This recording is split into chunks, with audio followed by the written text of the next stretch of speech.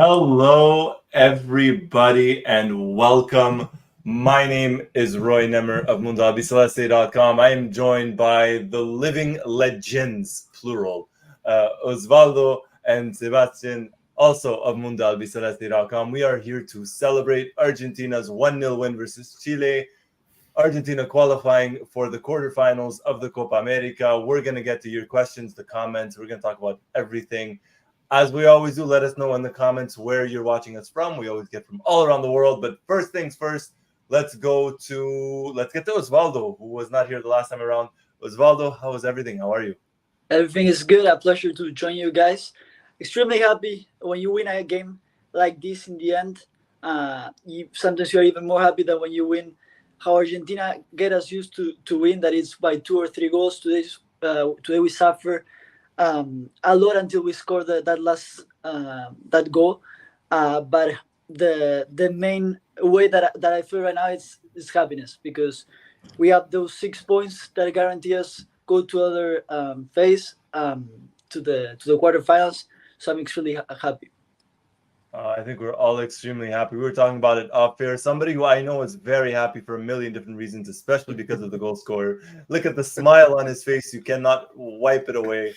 Seba, how are you? Hello, everyone. Yeah, and hello, Osvaldo. Nice to have you. But yeah, it's a great feeling, like Osvaldo was saying. And I mean, a draw wouldn't have been dramatic.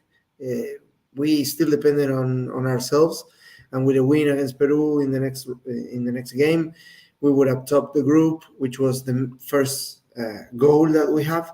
But a win, it's a lot better, and it allows us to already be qualified for the next round and have more options, rest players for the next game, and especially put Chile in a bit of a difficulty, because now they have to win the last game if they want to progress, and a draw wouldn't be enough for them.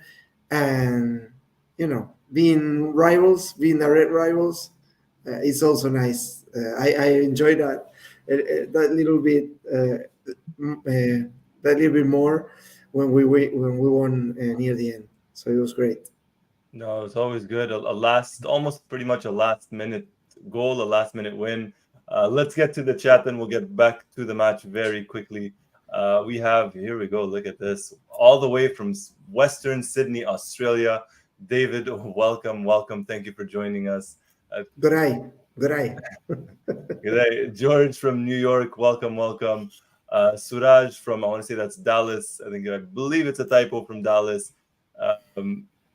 Iklik, if I know something, IKLYK, from Waterloo, Ontario. Welcome. Greetings from Singapore. Wow, incredible. New Jersey, just leaving the stadium. Look at that. Nice. Keanu must be celebrating. Very much so. Very, very much so. Rohan, all the way from Manchester. I believe that's Manchester, England. Javier from South Africa. Kunal from Bangalore. Wow. It's Wow. Fahim from Phoenix. John, good afternoon. All the way from Malaysia. It's everywhere. It's really. I think we've covered every continent. I mean, Maldives. Asia, Africa, Europe, the Yeah, Americas. literally everywhere. Gorab, also Yeah, from amazing. Australia. Good morning from Palestine, says Basil. Much love. Waterloo, Iowa. Well, it's everywhere. Pittsburgh, everywhere under the sun. From Miami as well. Look at this. It's Tonga. Wow. Wow. Nice. I think that's the first one. Yeah. That's Nice. that's that's Oceania. There you go.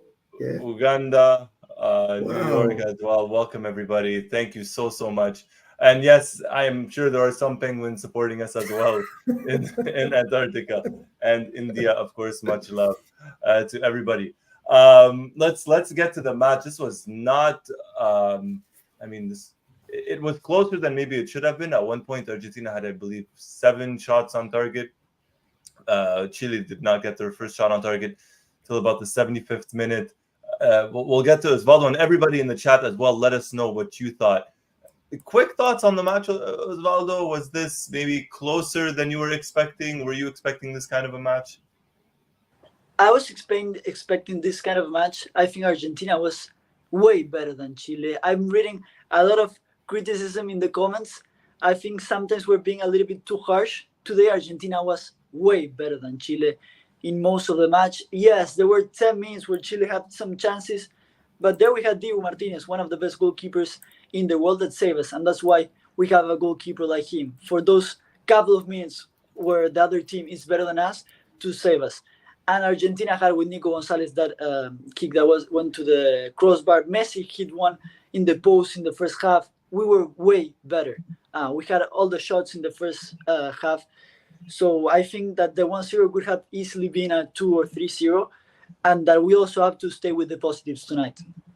Yeah, no, absolutely. Very, very well said. Could not agree any more than that, Osvaldo. Except for one thing, one small correction. You said we have one of the best goalkeepers in the world. I'm just going to correct you and say we have the best goalkeeper in the world. But other than that, 1,000%, I agree. Seba, what did you think?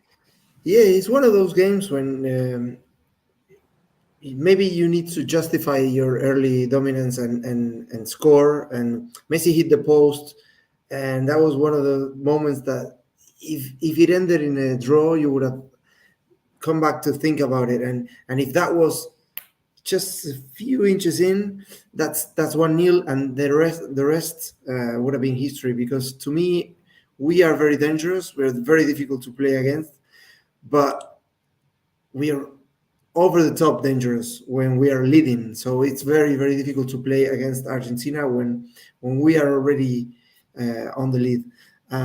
So we had a number of chances, as Osvaldo was saying, and I don't know if this is a compromise to you, Roy, but if you can put a picture that I sent you, because this is a picture that tells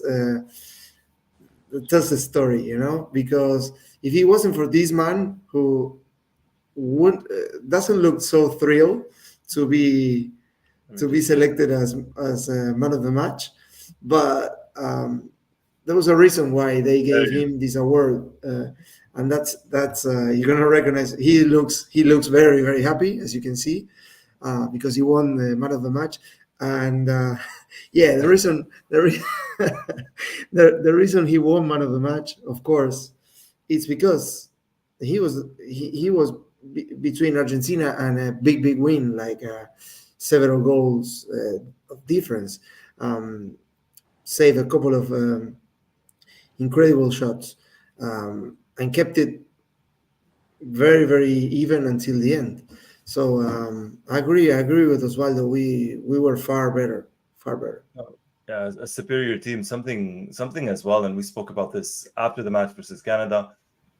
You bring on someone like Di Maria, you bring on someone like a Lautaro Martinez. They really are game changers.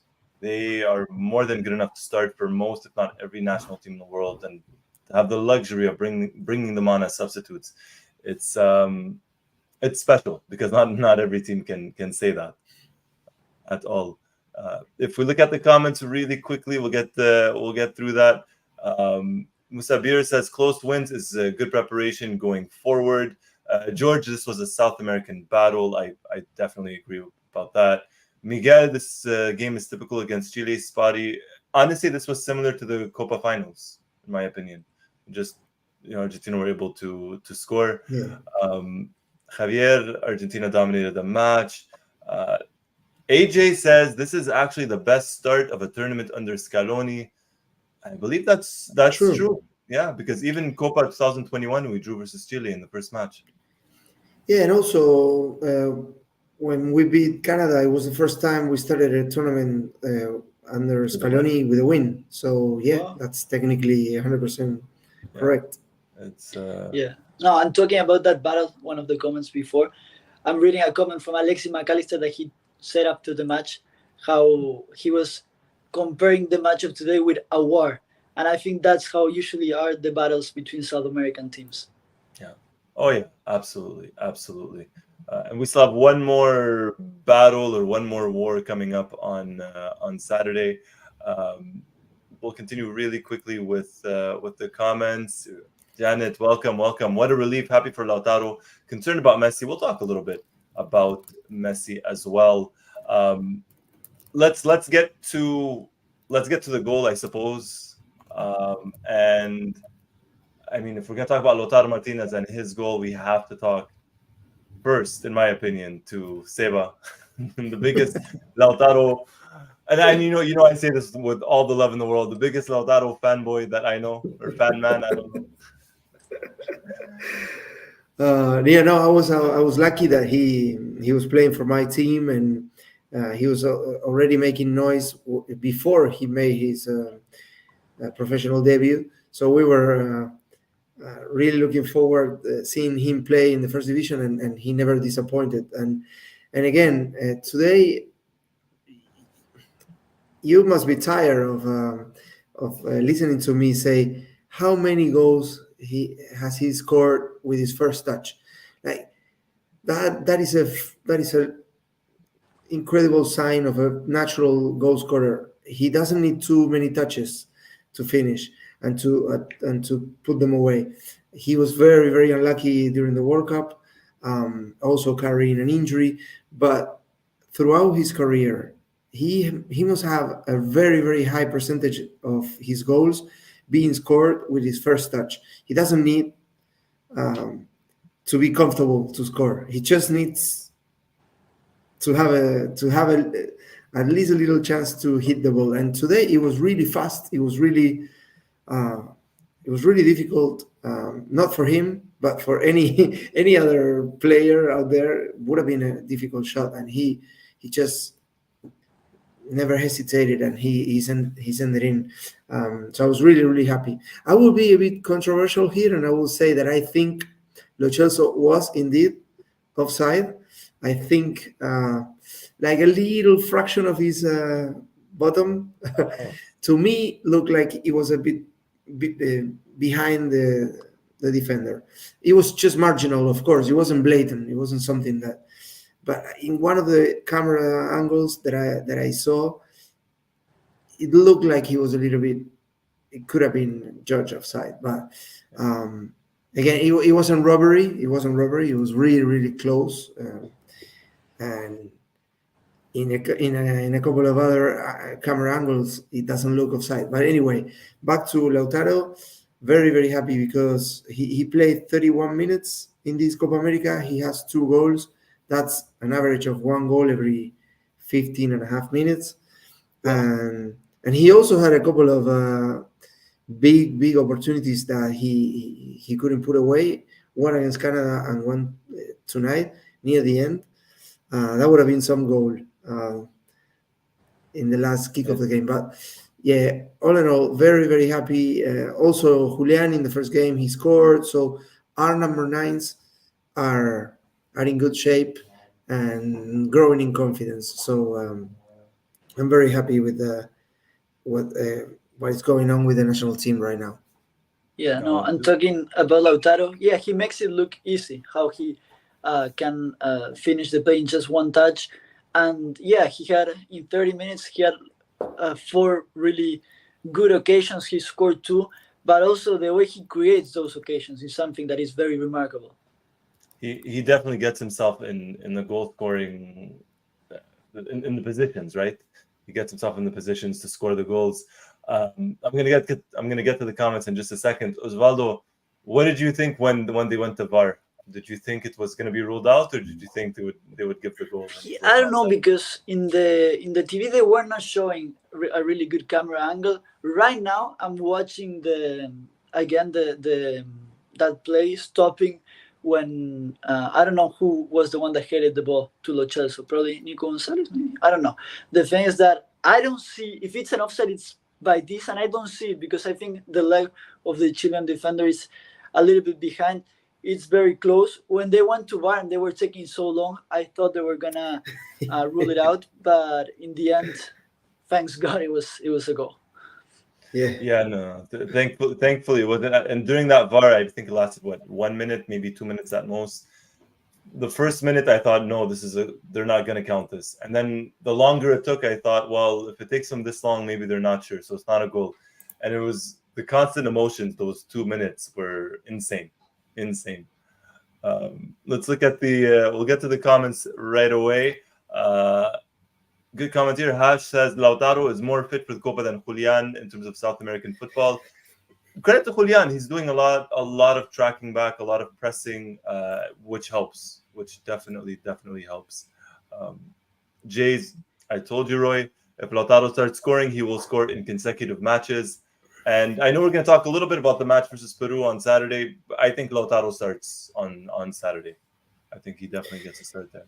Yeah, yeah. We before we move to that, I wanted to mention something because the same point that we were making about having two world class strikers that everybody would dream of having, especially some teams in yellow who couldn't score yet at the Copa America, but. Apart Jamaica. from that half joke, yeah, not Jamaica because they have Michael Antonio and he's very good, very good. But um, but the fact that you can wear down the defense by having Julian chase around them for 70 minutes, and then you have Lautaro fresh for 20 minutes when everybody on their defense is knackered, completely wasted. And then how can you cope with that sort of energy and with that combo? Because you could do it both ways. You could start with Lautaro and then put Julian to run around like crazy, like he does for the last few minutes. Both of them could go 90 minutes, could go 120 minutes. They're very, very energetic and strong. But you see the nature of our team, it's allowing you to do that in every part of the pitch. And we already saw in consecutive matches that Scaloni is replacing the fullbacks at the same time and giving the team more energy and just refreshing.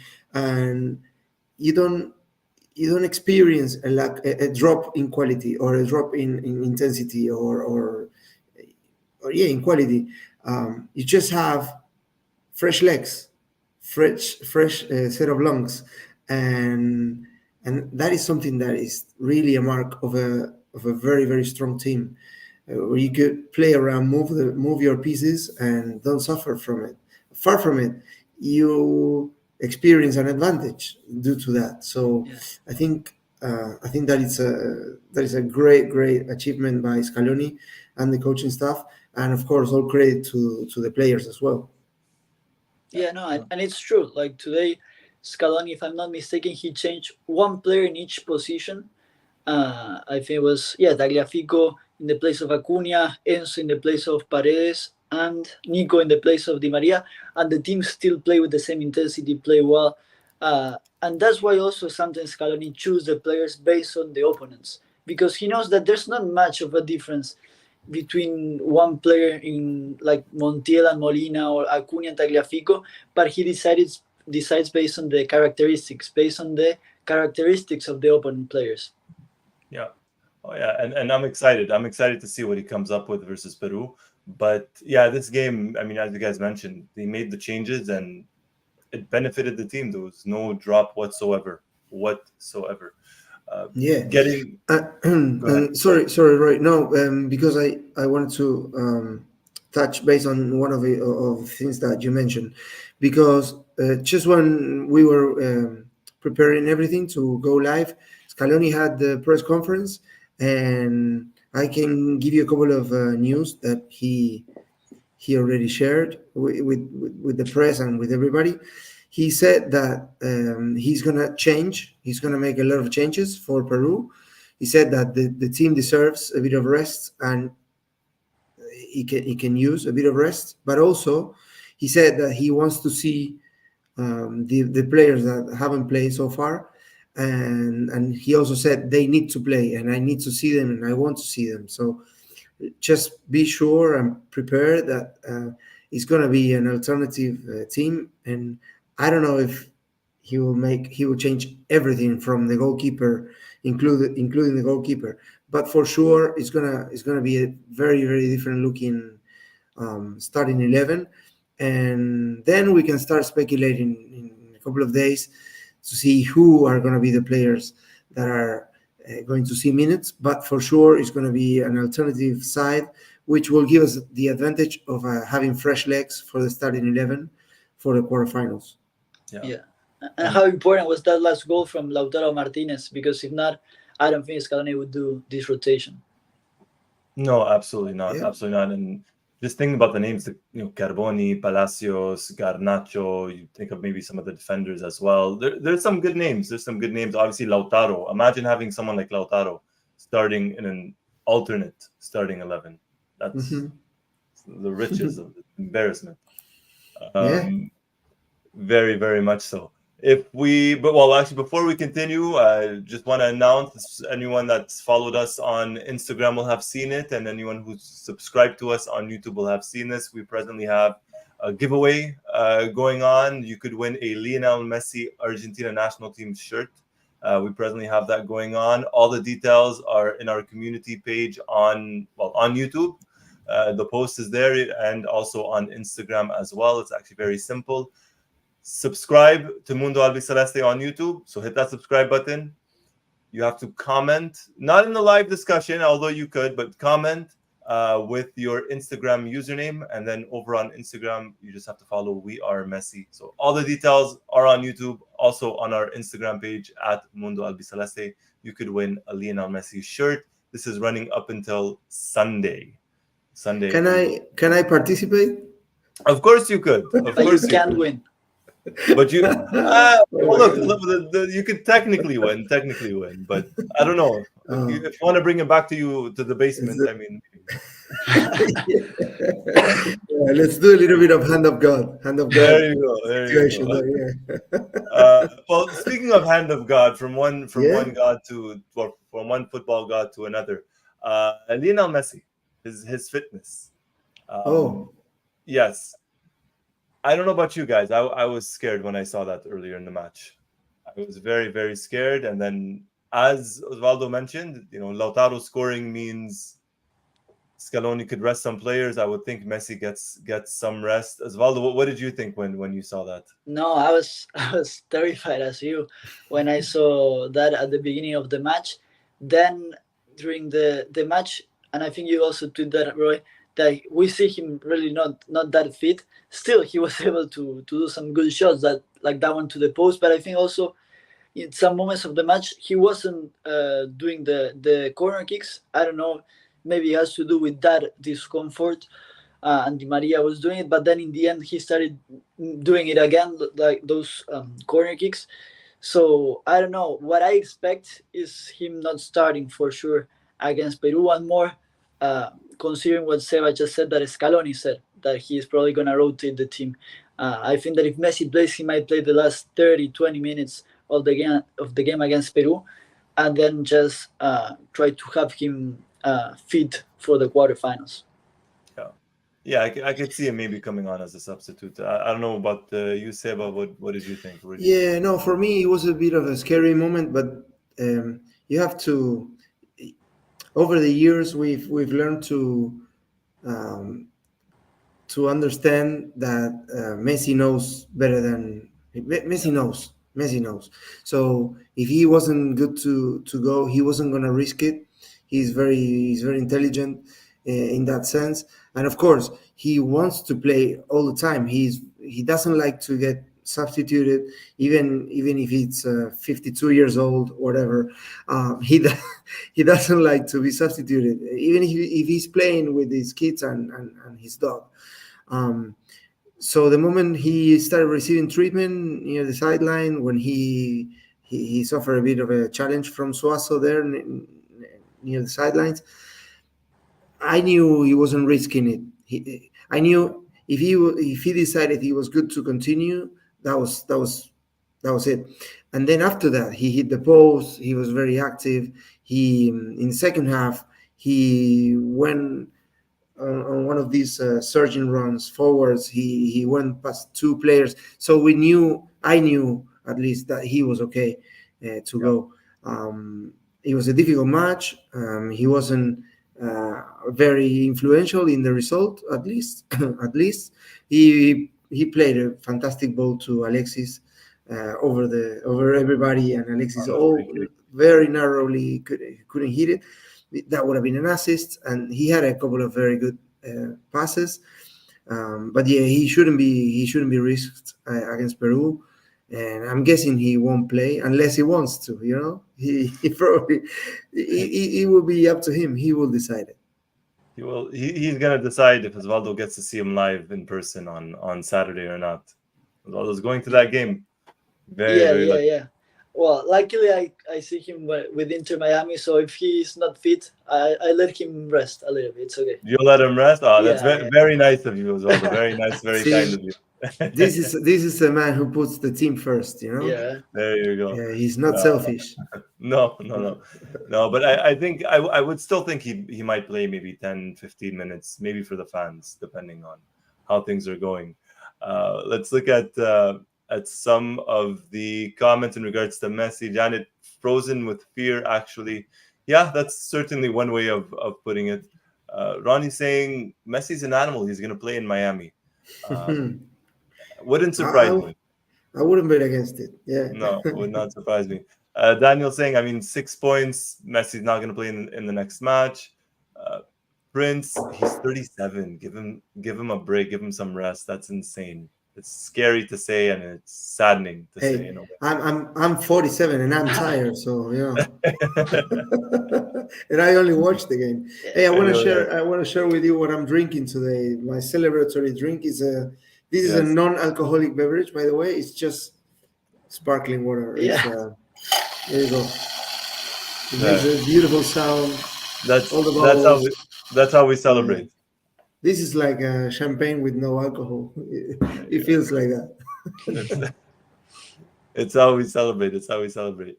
The other thing, Salud. actually, very, very interesting. Yeah, the match in Peru, in Miami, is on real grass because the last two matches, Atlanta and now at MetLife, it was the turf, and then we had the grass on top. And you could tell at times today the ball, the way the ball was moving, and I think that kind of affected maybe Lautaro on the last play when Di Maria played it to him. I think it kind of slowed the ball down a little bit. So having them play on real grass can only be a good thing, at Yeah, least. yeah. How did you see the field today, guys? Because I Sorry. really didn't notice Yeah. until after I heard some journalists actually criticizing a lot the field. I don't know if Scaloni talked about that or not, but yeah, I saw many people criticizing the state of the field today. It look, I think it was better than the last match. I think it was better than the match versus Canada, but at the same time, you could tell the movement of the ball. Yeah, at first, I thought it was wet, like the pitch was wet because you would see splashes, but then I heard the commentator saying that it was actually sand. It was sand that was flying out, or sand or dirt. So it was better than Canada, but to be honest, and this is a criticism, I think, a fair criticism in terms of the Copa America, the pitches have not been up to par. I don't think so. I mean, Seba, I see you shaking your head. Yeah, no. First, I was laughing at some of the comments. We can go back to. I couldn't help laughing. One of the, yeah, very nice service here at the basement. Thank you, thank you, Roy. um, but yeah, no. The state of the pitches has been, I think, the best. Sorry, the bad, the worst part of the Copa America. Um, because you could tell these are not naturally um, the surface that they normally have.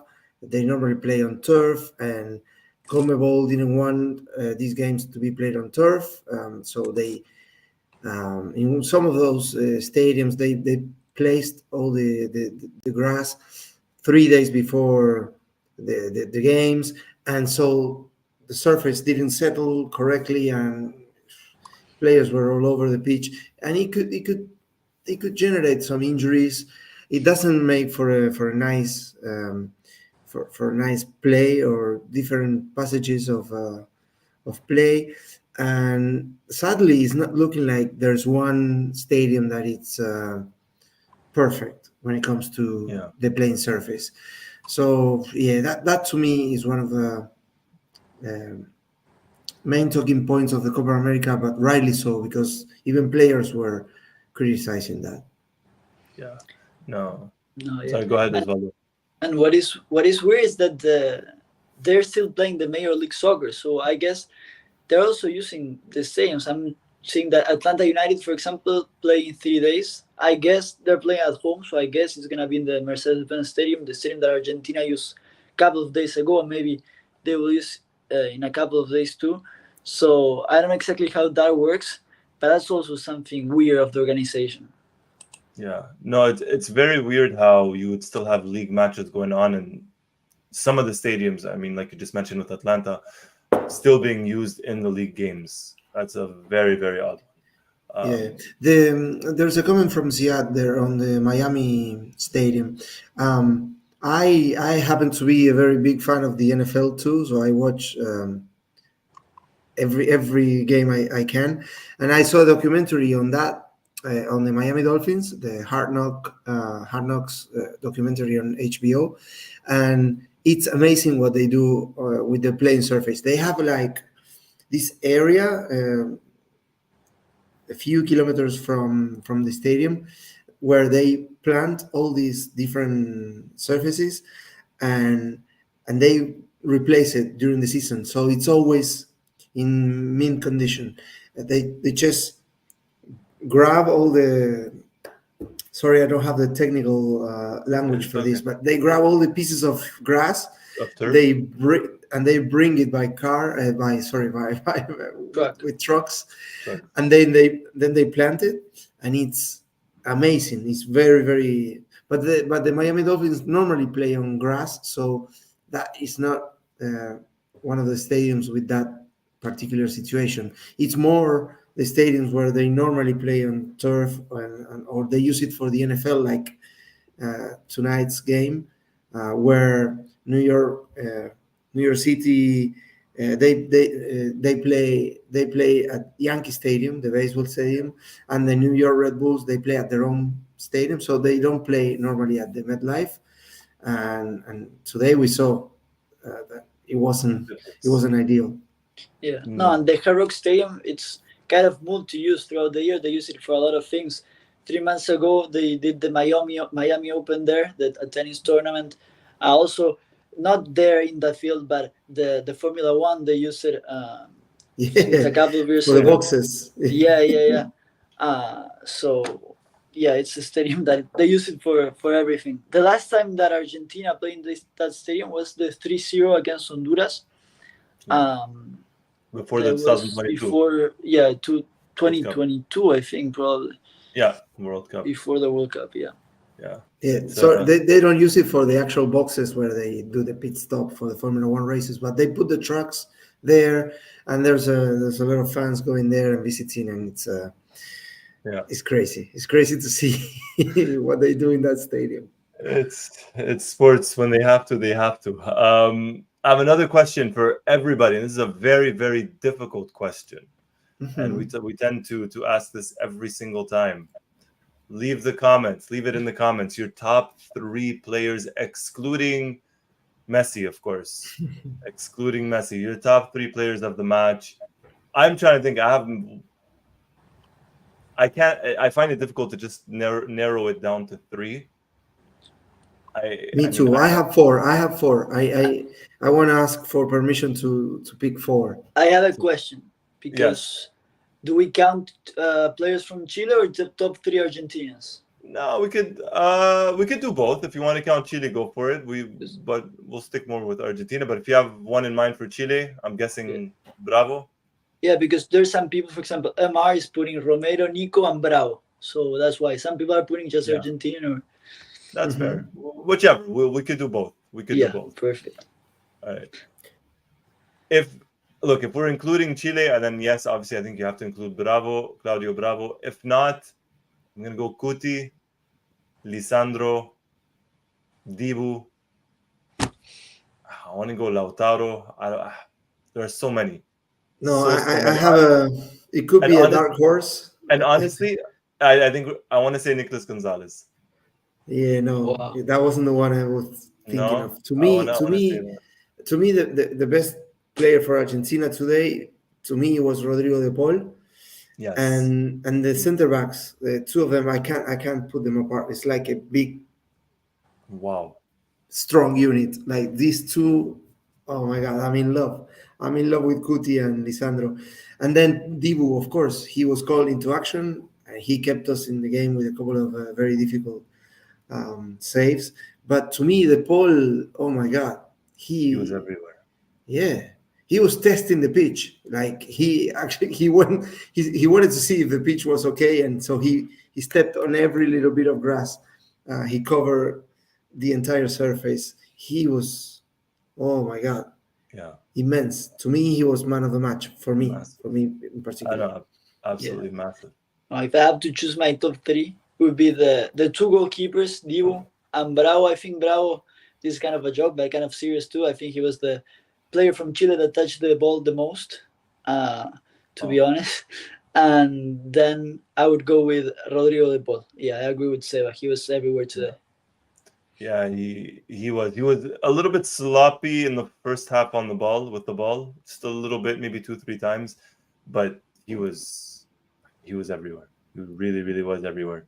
Um, Let me get to some of the comments, see what everyone's saying.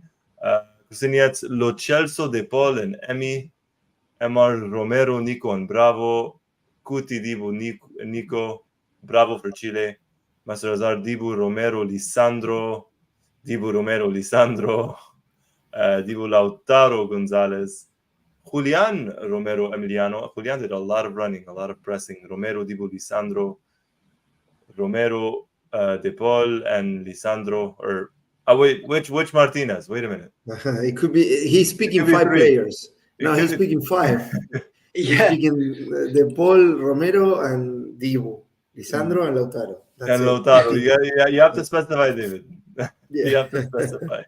Dibu Cuti Torro, Lochazo Nico Emi, Dibu Romero, Bravo, Dibu Cuti Lisandro. A lot of the same names being repeated, but I Yeah, mean, yeah. rightfully so. Rightfully so. I'm gonna defend a little bit and say Nicolas Gonzalez. I thought he did a lot of the dirty work, at least defensively. I think he helped out a lot. Maybe not top three, but just an honorable mention. I think maybe it's because I have a Yeah. soft spot for him. To me, he played one of the best games. He played for Argentina. Yeah, I give him a lot of credit, and also I don't like how a lot of people on social media are picking on him, like saying he doesn't deserve to be in the national team. I think that is nonsense. Scaloni sees something in him, and of course, you mentioned it just now. The work he does defensively as well, it's amazing. He covers a lot of ground. He still needs to improve the end product and the decision making. He tends to be very prone to an accident. He suffered another accident today. He was did. like um, falling like face first, and then he got a hit. He got hit by the ball. Yeah, And he's always ending with a bandage. He's suffering a cut or something, hitting his head very hard against somebody. But that's because he, his will is very big. yeah. But if he continues to work on his end product, he's some player, He, and he should have scored a goal, but Bravo saved it he with the help from the crossbar too. yeah, and honestly, he could have had an assist on Julian in the first half. It was it wasn't the easiest of chances for Alvarez, but he could have had an assist there. He could have had a goal in the second half, as you just mentioned, the save by Bravo and then off the Yeah, crossbar. So if for people that maybe only want to look at statistics, I mean that's one way of looking at it. But there are certain games, we've said this in the past, or at least I've said this in the past. There are certain games where Nicolas Gonzalez is a perfect fit, and I think this was one of them. I think this was one yeah. of those games. Um, Looking at some more comments, Binura says De Paul, Lisandro Cuti, honorable mention to Dibu, Nicolas Gonzalez, echoing the same sentiments as you, Seba. Don't know Yeah. why he gets so much hate. He's a utility type of player. Also, Enzo had a bad game, maybe not fully fit. Yeah. This is an excellent point. Thank you, Binura, because Scaloni was talking about Enzo in the press conference after the game, and it's very interesting because he said Enzo is still not there fitness wise. He's recovering. He's going back to full fitness, and they decided to give him some minutes today because they wanted to see how he was doing. And of course, he was the first player to be substituted today, and this is the reason why he wasn't 100% ready, fully fit when it comes to like the football fitness. And he said that he's going to be very valuable down the road, so they wanted to see him as early as they could, because if this was probably a longer tournament, they would have waited for one or two more games before introducing him from the start. So that is some information, valuable information coming from Scaloni to understand a little bit more about Enzo. Yeah, no, I agree. I think he didn't play the best match, of course, but still, I think overall, I don't really see one of the players from Argentina that didn't have a decent match.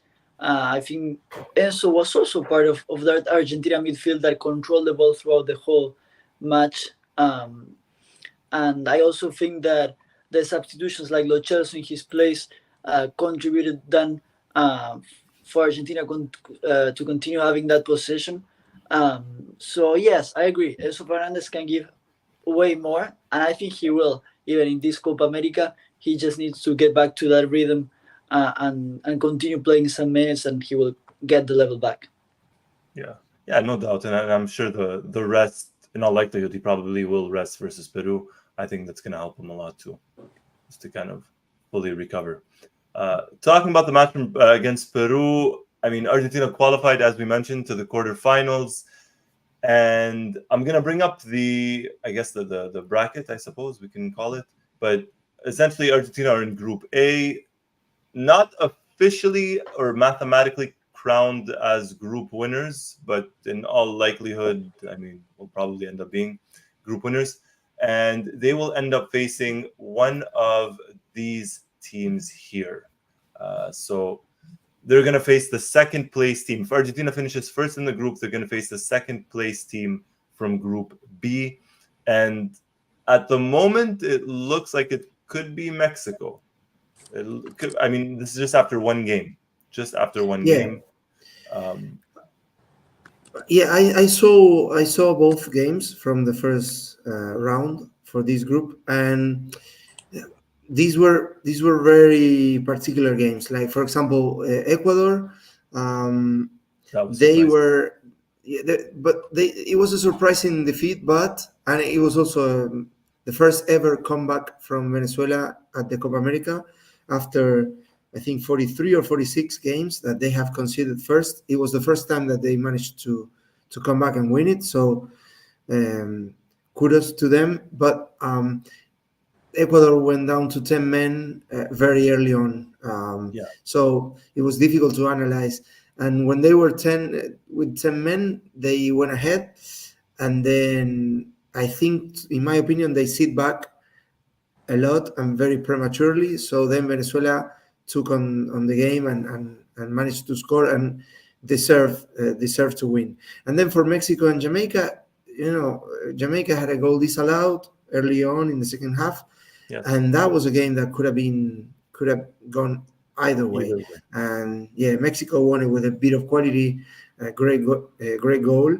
But now Mexico will have to play against the two South American teams, two teams, in my opinion, that are on the up, very strong core players from Ecuador, very experienced in some cases, but also very young.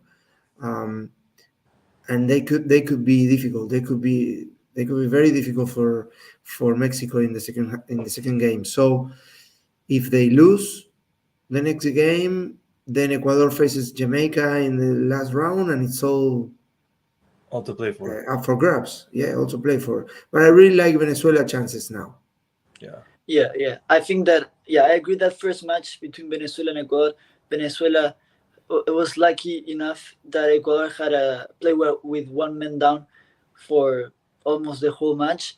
I think if I have to guess, I would say that Venezuela and Ecuador are a little bit better than Mexico nowadays, just a little bit, not much. So if you ask me, I think that Venezuela and Ecuador would go through, and Mexico would be out, which could be a little bit of a surprise. And yeah, then we have to wait to see who is second. Um, and if I'm not mistaken, then yes, then we will play also the semifinals against either the second one in Group A Yes. or the other one in Yeah. Group B. Yeah. So yeah, we have to pay close attention to the matches of our group, of course, but also to the matches of Group B. Yeah. No, the only way, if Argentina were to make the final, the only way that they would play anyone from the other bracket would be in that hypothetical final. They can't play Yeah. Brazil or Colombia or Uruguay before the final itself. I think the draw was made by the Pope. The Pope is Argentine, of course, and with help from Maradona um, from above, because let's face it. Frankly, we are not going to face none of The these top three. the following teams: Brazil, Colombia, Paraguay, and the host, the USA. Those four teams, you cannot face any of them until the final. So chances are we could probably see one of our group rivals, um, if they manage to beat the teams from Group B, we can probably meet them again in the semifinals if we were to progress. So yeah, and I see there's a lot of people talking about Brazil in the comments. What are your thoughts? I mean, we spoke about this. I can't remember if we spoke about it on air, off air. Maybe we did. And I say this again, all the respect in the world to Brazil. This is the weakest Brazil side I have ever seen, by far. This does not mean they cannot win the Copa America, but on paper and from what we saw versus Costa Rica, this is by far the least impressive Brazil squad, in my opinion. I don't know about you guys. Yeah, no, I agree. I mean, they tie with Costa Rica. They have to play Paraguay and Colombia. I think Brazil is gonna go through, but still, it's a weak national team. If You're always afraid of Brazil because, and even if you take to consideration their forwards, Vinicius, Rodrigo, they have Hendrick, but as a team, they're not really playing well. Let me tell you something funny, guys, that happened to me yesterday. I went to a sports. Yesterday, Brazil played, right? Yeah. Yeah. I went to a sports bar to watch the game, and here there's a big. There was a big match of hockey, ice hockey. I didn't know. The Florida Panthers yeah. were Stanley playing Cup, that. yeah, Yeah, the Stanley Cup Stanley Cup. finals. Stanley Yeah. Cup final. Well, they had 50 TVs all with that match, and I was like, "Hey, can you please just put in one the game of Brazil?" No, and they look at me like if I was a stranger. Like, how you don't want to watch ice hockey? And I It's wanted to tell them if I was in any other country of the world, they would put the Brazil game. It's not my Yeah. fault. yeah. So I No, didn't but watch the game. also it was the team from Florida in the final, That's and why. they Yeah. won. So And yeah, it was game 7. No, yeah. yeah, there were people crying. There was even like cameras, Of like course, TV and stuff in the of place. course. But I didn't care, to be honest. I care more about the Brazil match. It's not for everybody. Oh, It's not. I live in Canada, so I understand the hockey, yeah, the love, and I'll be honest. The last minute and a half, I was watching both. I had yeah. Florida and Edmonton on one screen, and I had Brazil and Costa Rica on the television. Yeah, But me too. yeah, Me no, too. I it's was watching too. I yeah. remember Osvaldo when I in this was 2006, I think it was. I was I was working in Europe, and then I was lucky to get a couple of days in Greece, in the island of Crete, and we were in an area with a lot of tourists from Scandinavia. And that day, Barcelona were playing the Champions League final against Arsenal, Oh, in and May.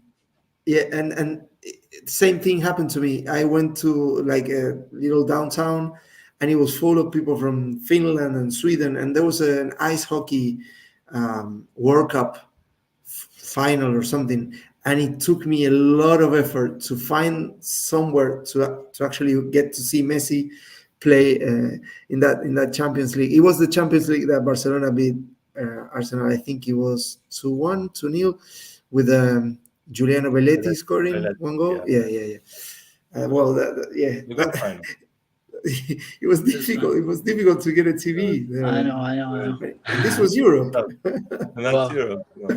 It's not always easy, I suppose. Yeah. Let me get to the comments, and you know what? This would be very controversial, and a part of me really sees this happening. It's not going to happen, but a part of me sees this happening. Oh my God.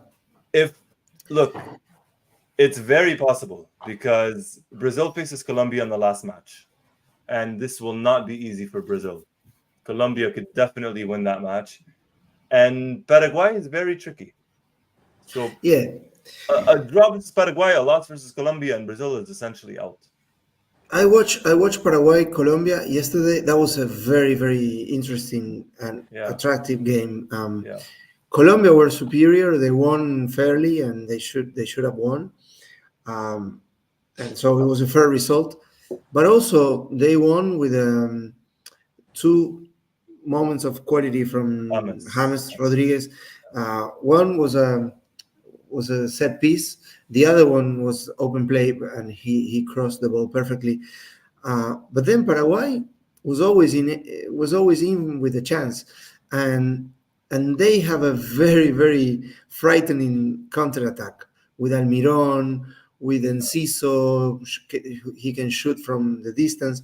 They have Sosa, also very good. Matias Rojas as a substitute has a cannon of a left foot. I know him very well. He played for Racing, of course, and now he plays with Messi.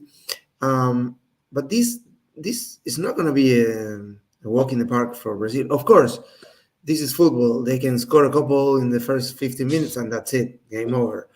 But what if this is a long game? Paraguay starts defending everything and deflecting everything with in the air like they normally do. And then what if they hit a counterattack and they kick Brazil in the teeth? It could be one of those situations. Yeah. It could be. I know you guys are excited. I know you guys want that to happen. Me too. I really don't see it happening. Yeah, we talk about Enciso, who has a great future. Even Matias Rojas, Miguel Almiron.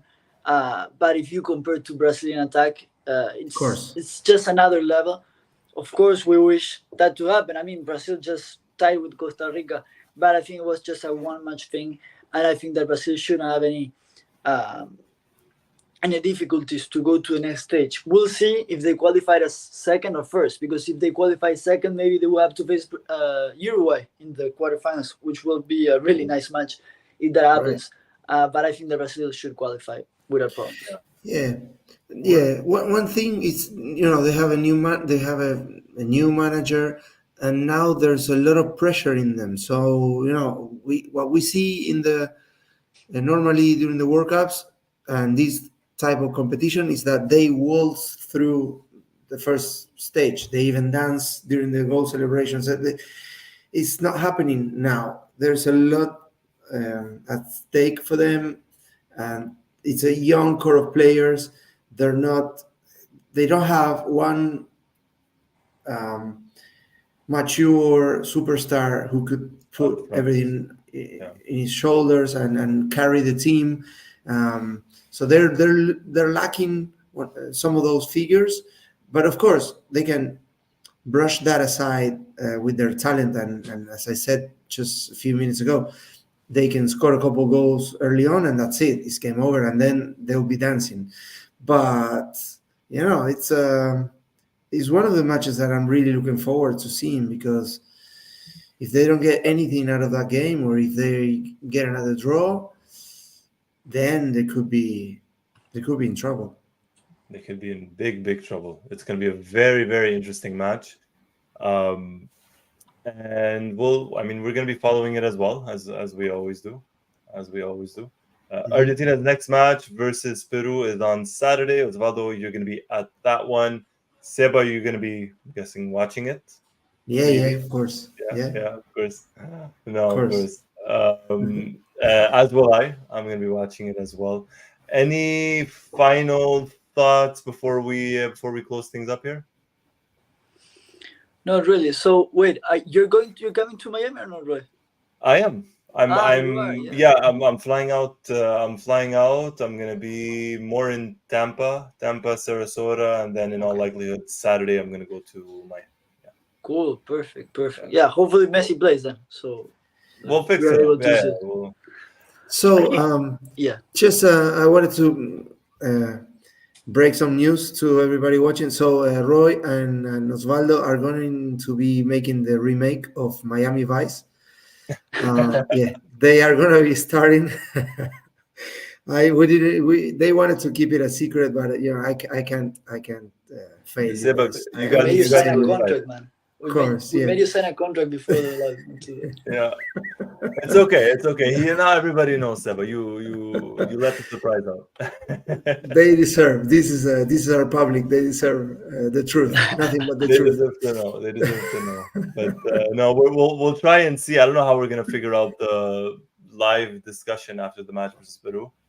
Maybe we could do it the next day or something. I don't know. We'll figure it out. We'll keep everybody in the loop. But yeah, as mentioned earlier, everybody, we do have the Lionel Messi Argentina shirt giveaway that's going on YouTube and Instagram. So it's on YouTube. You'll figure it out in the community posts. All the information's there.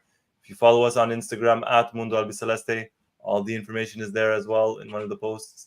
And enter for a chance to win, including you, Seba. You could enter as well. I'm not saying you'll win, but you could enter. You could All enter. right.